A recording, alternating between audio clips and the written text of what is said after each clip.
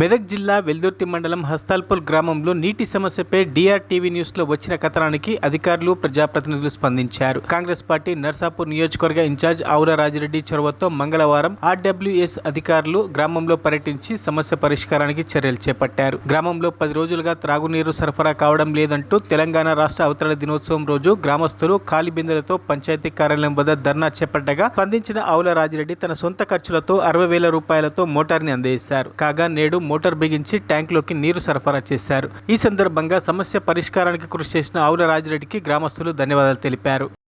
జరిగిన సంఘటన ప్రకారంగా ఎంపీపీ నరేందర్ అన్న వచ్చి మరియును రాజన్నకు తెలియజేయగానే మా హస్తాల్పూర్ గ్రామానికి మోటారు శాంక్షన్ చేసి ఇప్పించినాడు.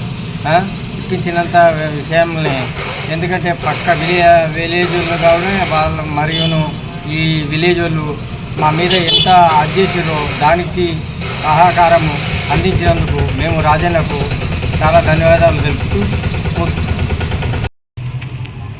ఓకే అన్న. నేను హస్తాల్పూర్లో కొన్ని నీళ్ళ ప్రాబ్లం ఉండి కొన్ని మోటార్లు అనుకోని ప్రాబ్లంలో చెడిపోవడం జరిగింది. అదే దృష్టిలో పెట్టుకొని రాజన్నకు అన్న నీళ్ళ ప్రాబ్లం ఎట్లుంది అని ఎంబడే అన్నకు చెప్పడం జరగగానే సరే ఎంబడే మోటార్ గిట ఎంబడే హస్తాల్పూర్కు మోటారు అన్న ఆధ్వర్యంలో మోటారు రావడం గిట జరిగింది. ఇలా జనాల ప్రాబ్లం నీళ్ళు అనేది ఇలా సాల్వ్ అయిపోయినాయి. ఎలాంటి ప్రాబ్లం నీళ్ళది ఉన్నా ఏది ఉన్నా మా బాధ్యతగా మేము చూసుకుంటాం అనేసి రాజన్నకి దీన్ని బట్టి మేము ఆయనకు ధన్యవాదాలు చెప్తున్నాం ఈరోజు.